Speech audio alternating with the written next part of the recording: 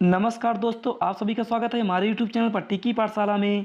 आज हम इस वीडियो में देखेंगे रीजनिंग का प्रैक्टिस सेट 21, यानी कि इसमें टोटल मैंने 20 इंपॉर्टेंट प्रश्न लिए हैं। अगर आप किसी भी गवर्नमेंट एग्जाम की तैयारी करते हैं तो यह वीडियो आपके लिए है। तो देखिए दोस्तों, यहाँ पर पहला प्रश्न क्या दिया है। यहाँ पर हमारे पास पहला प्रश्न दिया है, ए सी का बेटा है, सी और क्यू बहनें हैं, जेड क्यू की माँ है और पी जेड का बेटा है। निम्नलिखित में से कौन सा कथन सत्य है। तो देखिए दोस्तों, यहाँ पर आप सबसे पहले क्या बनाएंगे। यहाँ पर दोस्तों सबसे पहले दिया है ए सी का बेटा है, तो यहाँ पर देखिए दोस्तों, ए सी का बेटा है तो सी होगा ऊपर और ए होगा नीचे। और अगर बेटा है तो ए का जेंडर क्लियर है, यानी कि यह होगा पुरुष, और पुरुष है तो इसे दर्शाएंगे हम चतुर्भुज से। फिर आगे दिया है दोस्तों, यहाँ पर सी और क्यू बहनें हैं। तो देखिए दोस्तों, यहाँ पर ऊपर दिया है सी और यहाँ पर हम बनाएंगे क्यू। अब देखिए दोस्तों, यह दोनों बहनें हैं तो इनका भी जेंडर क्लियर हो गया, यानी कि दोनों होंगी महिला, और महिला है तो इन्हें दर्शाएंगे हम वृत्त से। उसके बाद फिर आगे दिया है जेड क्यू की माँ है। तो देखिए यहाँ पर जेड क्यू की माँ है, तो यहाँ पर जेड होगा ऊपर और माँ है तो इसका भी जेंडर क्लियर है, यानी कि यह होगी महिला, और इसे दर्शाएंगे हम वृत्त से। उसके बाद फिर आगे दिए हमारे पास पी जेड का बेटा है। तो देखिए पी जो है जेड का बेटा है तो यहाँ पर होगा क्यू का भाई, क्योंकि क्यू की माता जेड है तो यहाँ पर क्यू का भाई होगा पी, क्योंकि यह बेटा है तो इसका भी जेंडर क्लियर है, तो यह होगा चतुर्भुज से, यानी कि इसे दर्शाएंगे हम चतुर्भुज में। तो देखिए दोस्तों, अब हमसे प्रश्न में पूछा क्या है। यहाँ पर दोस्तों लास्ट में देखेंगे तो यहाँ पर हमसे पूछा है कि निम्नलिखित में से कौन सा कथन सत्य है। तो देखिए यहाँ पर हम चारों ऑप्शन को चेक करेंगे। तो देखिए पहला ऑप्शन दिया है यहाँ पर पी ए का मामा है। तो देखिए दोस्तों, यहाँ पर देखेंगे तो हमारा संबंध कैसे बनेगा।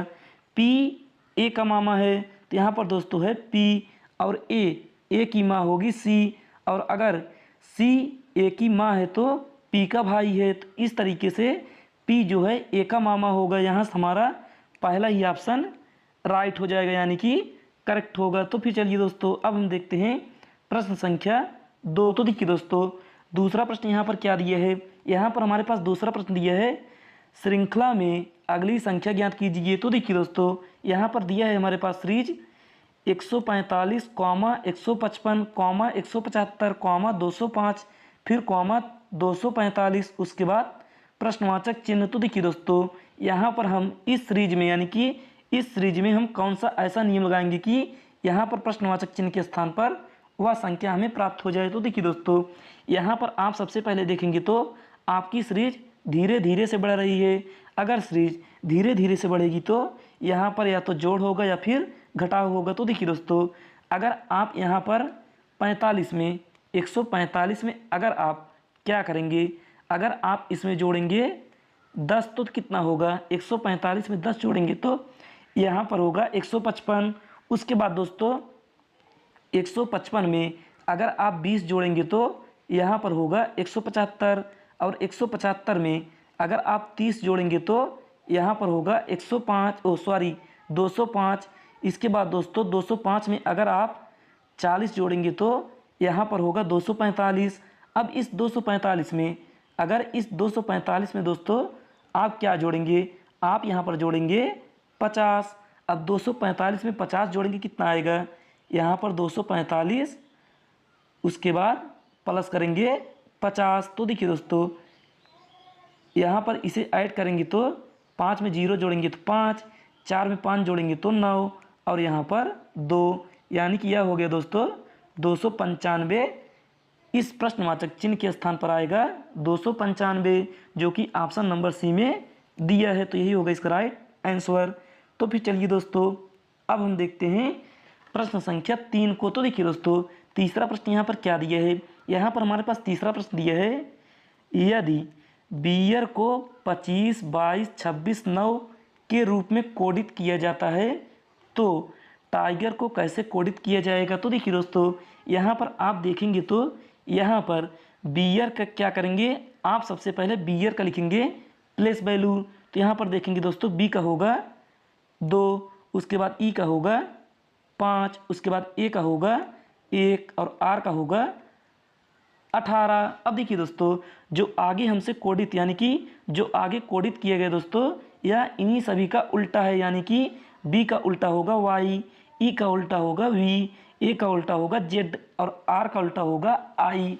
तो देखिए दोस्तों, यहाँ पर अगर 25 में 2 जोड़ेंगे तो कितना होगा, यहाँ पर दिया है आगे 25, 22, 26, सॉरी दोस्तों 26 और 9।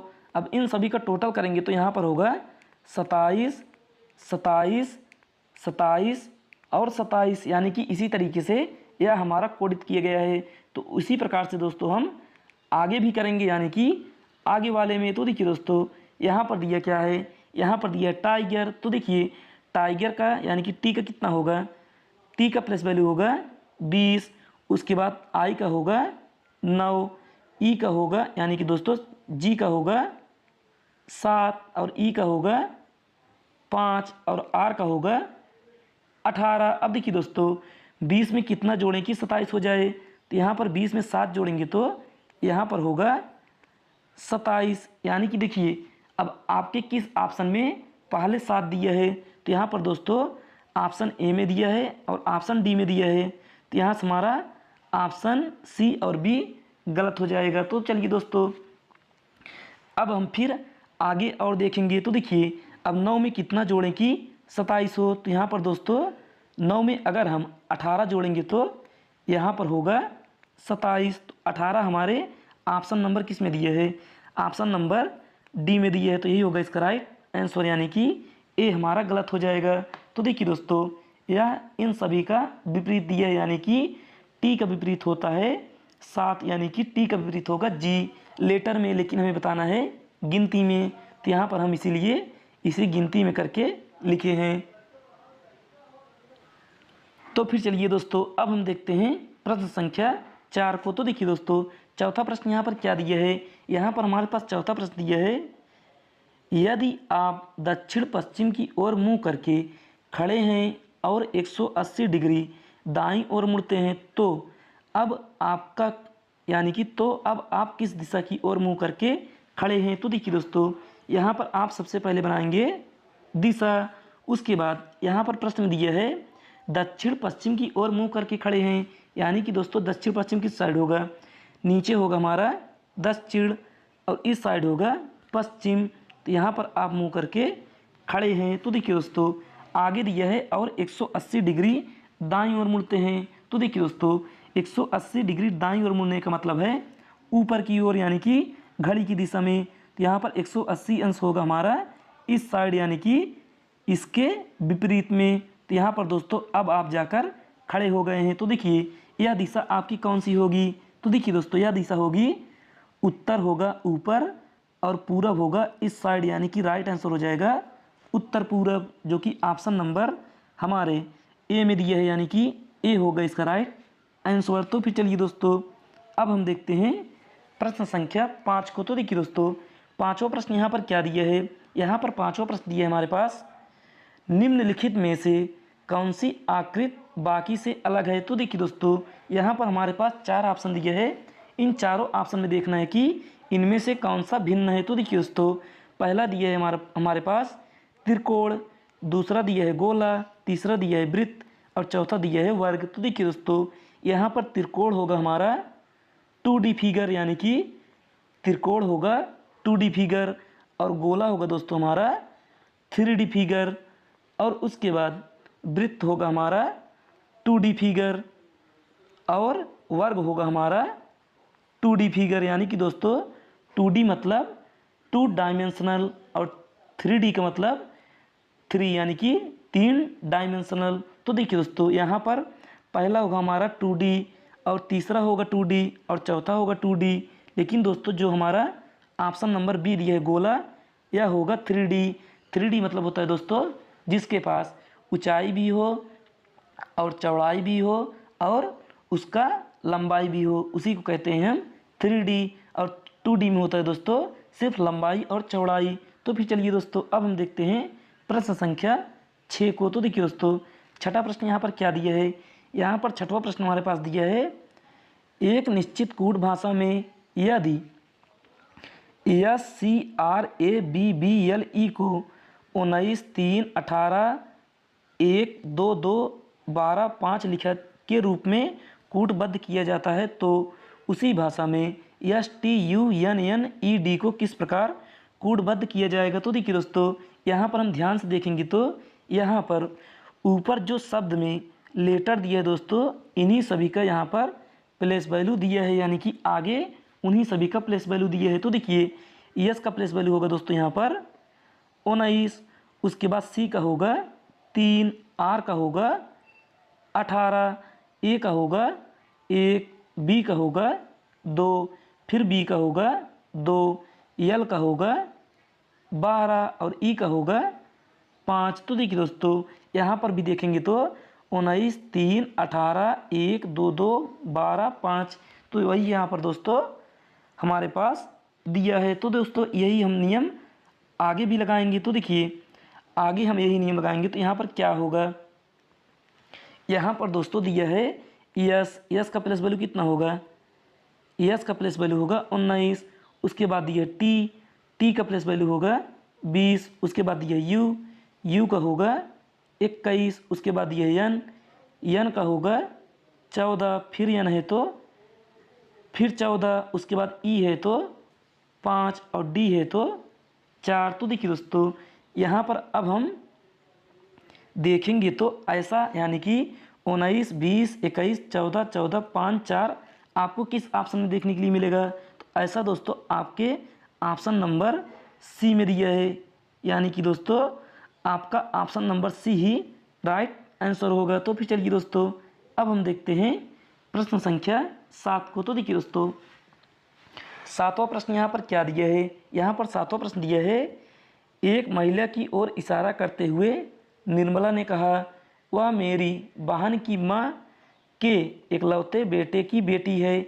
निर्मला का उस महिला से क्या संबंध है। तो देखिए दोस्तों, यहाँ पर आप सबसे पहले बनाएंगे एक महिला की ओर इशारा करते हुए निर्मला ने कहा, तो यहाँ पर हो गई एक महिला और इसके ओर इशारा करते हुए निर्मला ने कहा, तो निर्मला को बनाएंगे हम यन से। उसके बाद आगे दिया है वह मेरी बहन की माँ की इकलौती बेटी की बेटी है, यानी कि वह मेरी बहन की माँ। तो देखिए निर्मला की बहन की माँ निर्मला की भी माँ होगी, तो यहाँ पर हो गई निर्मला की माँ इकलौते बेटे की बेटी, यानी कि इसका एक बेटा है, यानी कि इसकी माँ का एक बेटा होगा और उसकी बेटी होगी यह लड़की। तो देखिए दोस्तों यह लड़की हो गई यहाँ पर। अब हमें बताना है कि निर्मला का उस महिला से क्या संबंध है। तो देखिए दोस्तों यहाँ पर दोस्तों यह हो गई निर्मला और वह हो गई यह महिला। तो देखिए अगर निर्मला का भाई है यहाँ पर और उस भाई का एक बेटी है तो निर्मला क्या लगेगी, निर्मला लगेगी उसकी बुआ, जो कि ऑप्शन नंबर सी, यानी कि सी होगा हमारा राइट आंसर। तो देखिए दोस्तों यहाँ पर ऑप्शन ऊपर नीचे हो गया है, लेकिन सी ही होगा हमारा राइट आंसर, यानी कि बुआ होगी हमारी राइट आंसर। तो फिर चलिए दोस्तों अब हम देखते हैं प्रश्न संख्या 8 को। तो देखिए दोस्तों 8वां प्रश्न यहाँ पर क्या दिया है, यहाँ पर 8वां प्रश्न दिया है श्रृंखला में अगली संख्या ज्ञात कीजिए। तो देखिए दोस्तों यहाँ पर दिया है 16, 10, 20, 14, 24, खाली स्थान। तो देखिए दोस्तों इस सीरीज में हमें बताना है, यानी कि इस श्रृंखला में हमें बताना है कि इस खाली स्थान पर कौन सी संख्या होगी। तो देखिए दोस्तों आप यहाँ पर सबसे पहले क्या करेंगे, आप दोस्तों यहाँ पर सबसे पहले देखेंगे कि इसमें क्या नियम लागू हो रहा है। तो देखिए दोस्तों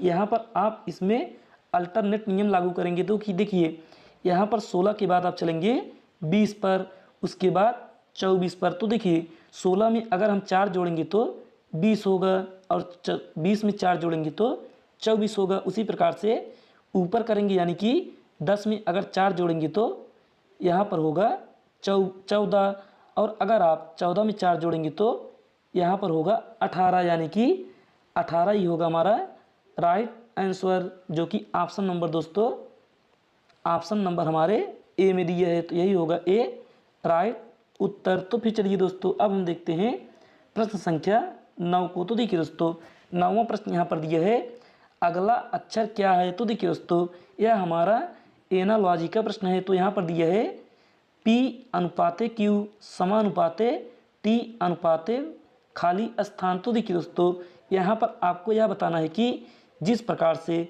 इस P का संबंध इस Q से है, उसी प्रकार इस T का संबंध इस खाली स्थान से कैसे होगा। तो देखिए दोस्तों, आप यहाँ पर सबसे पहले P का प्लेस वैल्यू लिखेंगे। P का होगा 16, उसके बाद Q का लिखेंगे तो यहाँ पर होगा 17। तो देखिए दोस्तों, 16 में 1 जोड़ेंगे तो यहाँ पर होगा 17। उसी प्रकार से T का लिखेंगे तो यहाँ पर होगा 20, और 20 में 1 जोड़ेंगे तो यहाँ पर होगा 21। अब देखिए दोस्तों, 21 किसका होता है? 21 होगा हमारा U का प्लेस वैल्यू। तो U हमारा ऑप्शन नंबर डी में दिए है, तो ये होगा इसका राइट आंसर। तो फिर चलिए दोस्तों, अब हम देखते हैं प्रश्न संख्या 10 को। तो देखिए दोस्तों, 10वां प्रश्न यहाँ पर दिया है, यदि आप शुरुआत में पश्चिम की ओर मुंह करके 270 डिग्री दक्षिणावर्त मुड़ते हैं तो आप किस दिशा में मुंह करके खड़े हैं। तो देखिए दोस्तों, यहाँ पर आप सबसे पहले बनाएंगे दिशा। तो देखिए, यहाँ नीचे होगा दक्षिण, ऊपर होगा उत्तर, इस साइड होगा पूरब और इस साइड होगा पश्चिम। तो देखिए दोस्तों, यहाँ पर दिया है, यदि आप शुरुआत में पश्चिम की ओर मुंह करके खड़े हैं, आप इस साइड मुंह करके खड़े हैं और आपको 270 डिग्री दक्षिणावर्त चलना है। तो देखिए दोस्तों, दक्षिणावर्त मतलब घड़ी की दिशा में, यानी कि ऊपर की ओर। तो देखिए, इतना चलेंगे तो यह होगा 180, उसके बाद 180 में 90 जोड़ेंगे तो यहाँ पर होगा 270 जो यहाँ पर दिया है। तो यहाँ पर आप पहुँच जाएंगे दक्षिण की ओर, यानी कि आपका राइट आंसर होगा दक्षिण के साइड आप मुंह करके खड़े हैं, जो कि ऑप्शन नंबर ए में दिया है, यही होगा इसका राइट आंसर। तो फिर चलिए दोस्तों, अब हम देखते हैं प्रश्न संख्या 11 को।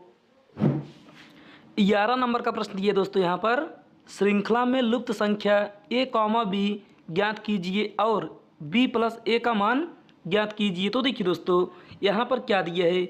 यहाँ पर हमारे पास श्रृंखला दिया है 25, 36, 49, a, 81, b, 121। तो देखिए दोस्तों, यहाँ पर हमें बताना है कि इस a के स्थान पर और इस b के स्थान पर कौन सी संख्या होगी। तो देखिए दोस्तों, आप यहाँ पर सीरीज में देखेंगे कि कौन सा नियम फॉलो कर रहा है। तो देखिए, यहाँ पर दिया है 25, अगर दोस्तों हम 5 का करेंगे स्क्वायर तो कितना होगा?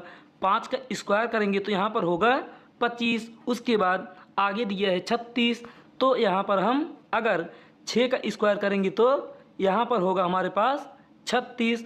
उसके बाद आगे दिया है 49, अगर हम 7 का स्क्वायर करेंगे, यानी कि यहाँ से अगर हम 7 का स्क्वायर करेंगे तो कितना होगा? 7 का स्क्वायर होगा यहाँ पर 49। अब देखिए दोस्तों, फिर आगे दिया यहाँ पर ए। तो देखिए, यहाँ पर हमारे पास सीरीज में क्या नियम चल रहा है? पहले 5 का स्क्वायर, उसके बाद 6 का स्क्वायर, उसके बाद 7 का स्क्वायर, अब इसके बाद होगा 8 का स्क्वायर। तो देखिए दोस्तों, ए के स्थान पर हम करेंगे 8 का स्क्वायर। तो देखिए, 8 का स्क्वायर कितना होता है? अगर हम 8 का स्क्वायर करेंगे तो यहाँ पर होगा हमारे पास 8 टाइम 64, यानी कि दोस्तों ए के स्थान पर हो जाएगा 64। और आगे दिया है 9 का स्क्वायर, फिर उसके आगे दिया है बी। अब बी के स्थान पर करेंगे 10 का स्क्वायर। तो देखिए दोस्तों, 10 का स्क्वायर कितना होता है? यहाँ पर अगर हम 10 का स्क्वायर करेंगे तो कितना होगा? यहाँ पर 10 का स्क्वायर करेंगे तो यहाँ पर होगा दोस्तों 100, यानी कि 100। तो देखिए, यहाँ पर हमसे पूछा है b + a का मान। तो देखिए, b का मान यहाँ पर 100 दिया है और a का मान यहाँ पर 64 दिया है। 100 में 64 जोड़ेंगे तो यहाँ पर हमारे पास होगा 164। अब देखिए दोस्तों, 164 हमारे किस ऑप्शन में दिया है? यह हमारे ऑप्शन नंबर डी में दिया है, तो यही डी हो जाएगा इसका राइट आंसर। तो फिर चलिए दोस्तों, अब हम देखते हैं प्रश्न संख्या 12 को। तो देखिए दोस्तों, 12वां प्रश्न यहाँ पर क्या दिया है? यहाँ पर हमारे पास प्रश्न दिया है, निम्नलिखित अनुक्रम की बारीकी से जांच कीजिए और उसके बाद आने वाले प्रश्न का उत्तर दीजिए। तो देखिए दोस्तों, यहाँ पर एक हमारे पास निष्कर्ष दिया है, यानी कि एक यहाँ पर इतना बड़ा शब्द दिया है दोस्तों। इसमें हमें बताना है कि ऐसे कितने अक्षर हैं। इसमें दोस्तों बताना है हमें ऐसे कितने अक्षर हैं जिनमें से प्रत्येक के ठीक पहले और ठीक बाद एक चिन्ह है। तो देखिए दोस्तों, अक्षर का मतलब क्या होता है? अक्षर को अगर अंग्रेजी में कहें तो इसे कहते हैं लेटर, यानी कि LETTER। तो देखिए दोस्तों, यहाँ पर हम सबसे पहले पकड़ेंगे लेटर को, यानी कि ABCD के लेटर को। तो देखिए दोस्तों, यहाँ पर सबसे पहले दिया है R, लेकिन R के दाहिनी तरफ, यानी कि R के बाद के दिया है, लेकिन उसके पहले कोई भी लेटर या फिर कोई भी सिंबल या फिर कोई गिनती नहीं दिया है। उसके बाद दोस्तों आगे दिया है के। अब के पहले R दिया है, लेकिन हमें के पहले कोई चिन्ह चाहिए, यानी कि लेटर के पहले कोई चिन्ह चाहिए, तो यहाँ के का भी नहीं होगा। फिर आगे बढ़ेंगे तो यहाँ पर होगा, यहाँ पर दिया है बी। अब बी के पहले दोस्तों देखिए यहाँ पर @ का चिन्ह दिया है, लेकिन बी के बाद यहाँ पर गिनती दे दिया, यानी कि 2, तो यहाँ से हमारा बी भी नहीं होगा।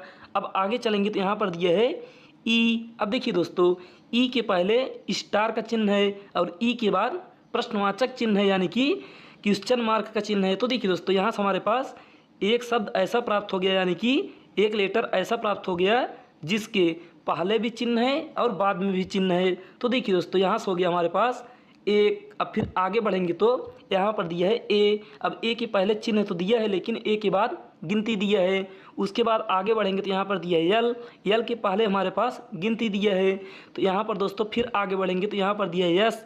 यस के पहले गिनती दिया है। उसके बाद यहाँ पर सी देखेंगे, सी के पहले यहाँ पर सिंबल दिया है, लेकिन उसके बाद यहाँ पर गिनती दिया है।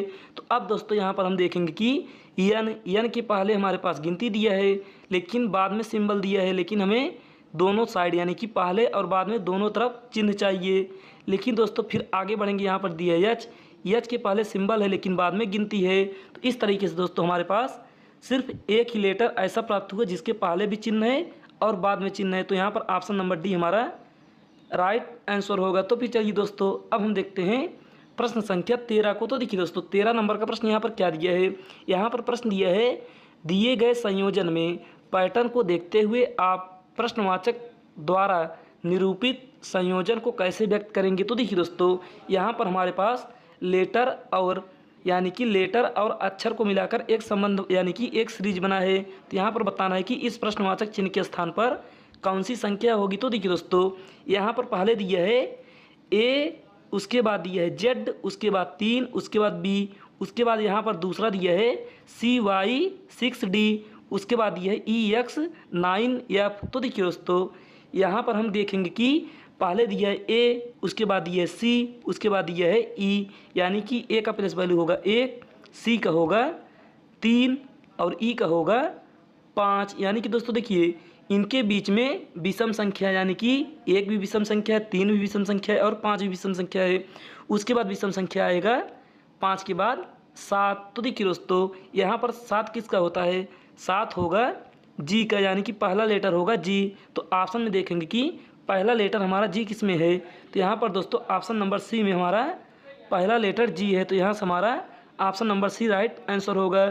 तो फिर चलिए दोस्तों, अब हम देखते हैं प्रश्न संख्या 14 को। तो देखिए दोस्तों, 14 नंबर का प्रश्न यहाँ पर दिया है, दिए गए संख्याओं में पैटर्न को देखते हुए आप प्रश्नवाचक द्वारा निरूपित संख्या को कैसे व्यक्त करेंगे। तो देखिए दोस्तों, यहाँ पर हमारे पास एक सीरीज दिया है, यानी कि एक श्रृंखला दिया है। इसमें हमें बताना है कि इस प्रश्नवाचक चिन्ह के, यानी कि इस प्रश्नवाचक चिन्ह के स्थान पर कौन सी संख्या होगी। तो देखिए दोस्तों, आप यहाँ पर देखेंगे तो यहाँ पर सबसे पहले दिया है 1। अब 1 का करेंगे सबसे पहले स्क्वायर, तो 1 का स्क्वायर करेंगे दोस्तों तो 1 ही होगा।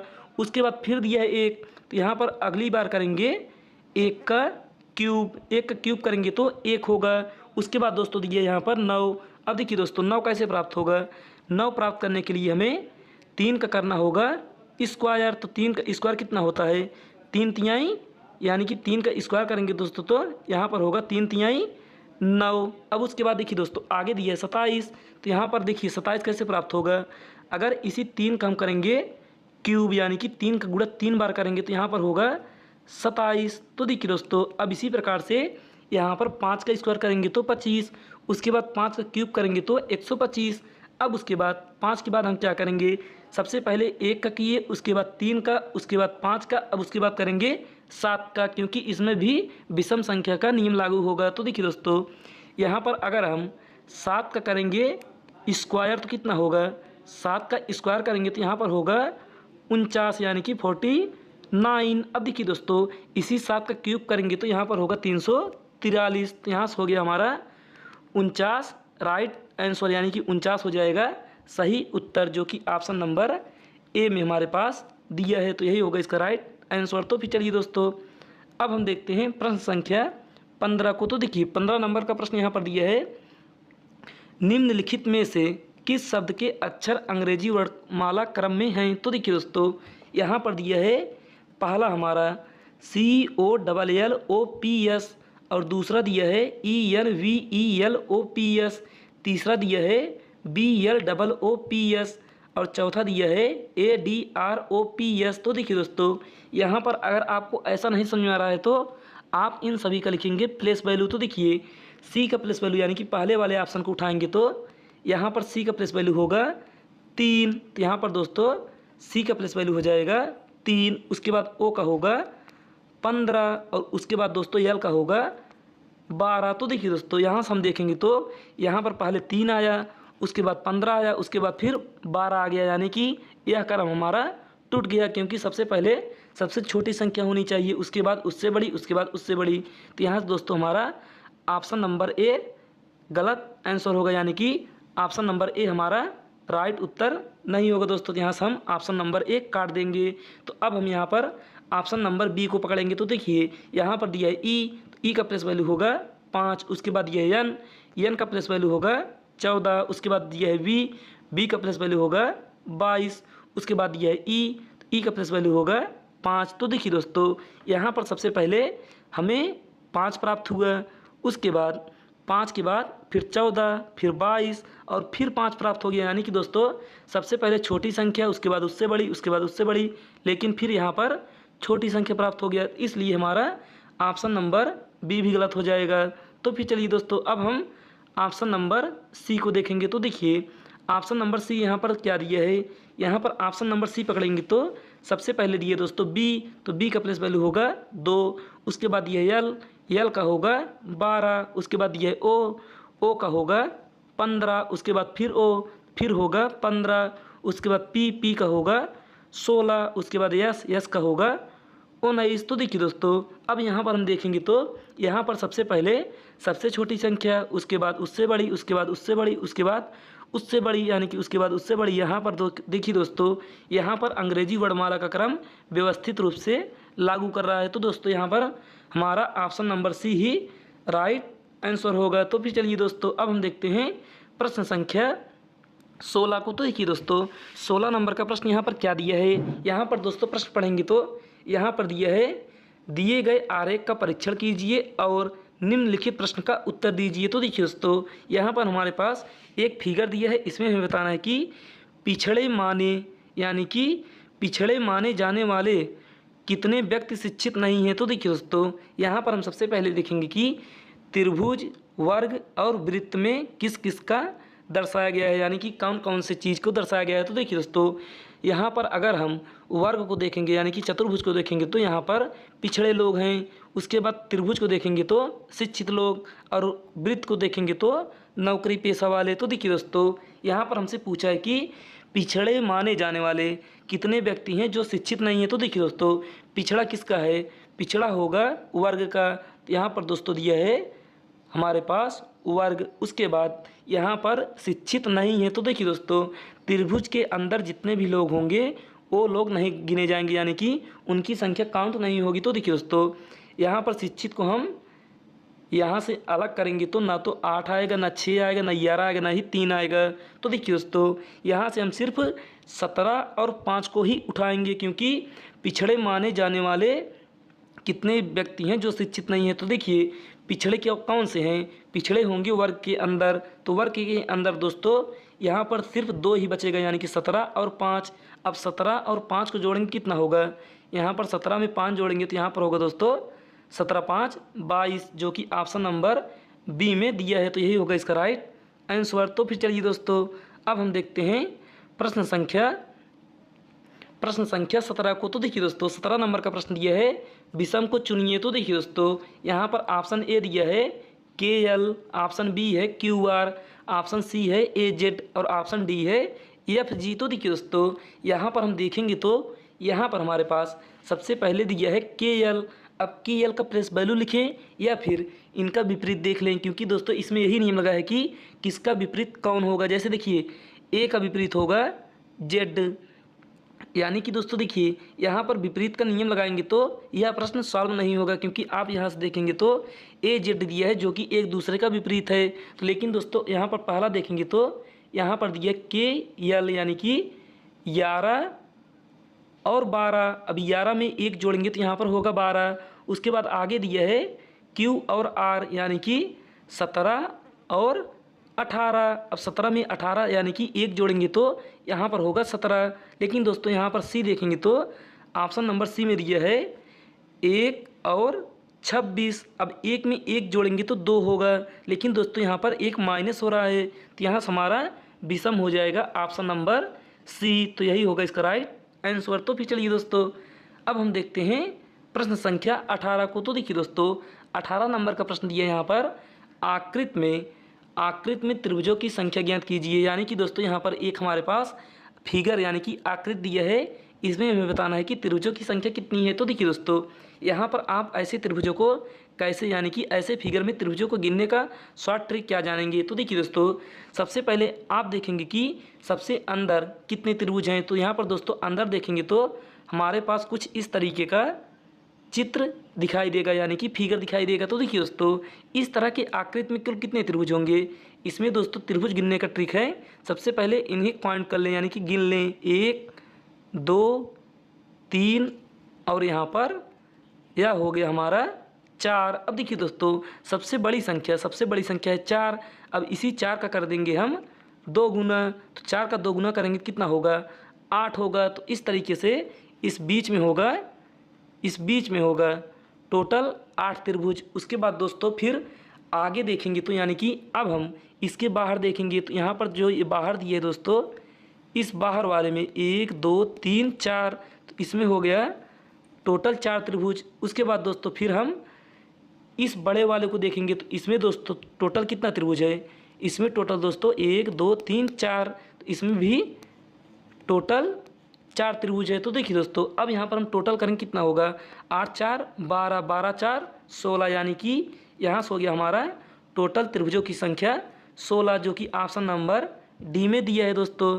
तो फिर चलिए अब हम देखते हैं प्रश्न संख्या 19 को। तो देखिए दोस्तों 19 नंबर का प्रश्न दिया है यहाँ पर अनीस की ओर इशारा करते हुए एक महिला ने कहा उसकी माँ मेरी माँ की एकलौती बेटी है, वह महिला अनीस से किस प्रकार संबंधित है। तो देखिए दोस्तों यहाँ पर हम सबसे पहले बनाएंगे अनीस को मानेंगे हम ए। अब देखिए अनीस की ओर इशारा करते हुए एक महिला ने कहा, तो महिला अगर कह रही है तो उसे बनाएंगे हम वृत्त से, क्योंकि महिला होगी गोले में। तो देखिए दोस्तों अब आगे पढ़ेंगे तो आगे दिया है उसकी माँ मेरी माँ की एकलौती बेटी है, यानी कि इसकी जो माँ है इसकी माँ की एकलौती बेटी है। यानी कि दोस्तों देखिए यहाँ पर होगी इसकी माँ और उसके बाद उसकी माँ होगी, यानी कि देखिए दोस्तों यहाँ पर दिया है उसकी माँ मेरी माँ की एकलौती बेटी है, यानी कि वह महिला खुद ही होगी, यानी कि वह महिला खुद ही होगी उसकी बेटी। तो देखिए अनीस का उस महिला से क्या संबंध है, अनीस का उस महिला से क्या संबंध है। तो देखिए दोस्तों यहाँ पर अनीस का उस महिला से होगी अनीस की माँ, यानी कि दोस्तों वह महिला होगी अनीस की माँ। तो ऑप्शन नंबर सी हमारा राइट आंसर होगा। तो फिर चलिए दोस्तों अब हम देखते हैं प्रश्न संख्या 20 को। तो देखिए दोस्तों 20 नंबर का प्रश्न यहाँ पर क्या दिया है, यहाँ पर प्रश्न दिया है सादृश्य पूरा कीजिए। तो देखिए दोस्तों यहाँ पर प्रश्न दिया है दस्ताने कौमा हाथ, उसके बाद समानुपात मोजे अनुपात प्रश्नवाचक चिन्ह। तो देखिए दोस्तों यहाँ पर हमें बताना है कि इस प्रश्नवाचक चिन्ह के स्थान पर कौन सा शब्द होगा। तो देखिए दोस्तों यहाँ पर जिस प्रकार से इस दस्ताने का संबंध इस हाथ से है वही संबंध मोजे का किससे होगा। तो देखिए दोस्तों दस्ताना जो है वह पहना जाता है हाथ में, उसी प्रकार से मोजा कहाँ पहना जाएगा, मोजा पहना जाएगा दोस्तों पैर में। तो यहाँ पर होगा पैर हमारा राइट आंसर, पैर हमारा ऑप्शन नंबर सी में दिया है, तो यही होगा इसका राइट आंसर। तो फिर चलिए दोस्तों वीडियो अच्छी लगे तो वीडियो को लाइक करिएगा, चैनल को सब्सक्राइब करिएगा और अपने दोस्तों के पास ज़्यादा से ज़्यादा शेयर करिएगा। आज के लिए बस इतना ही, धन्यवाद।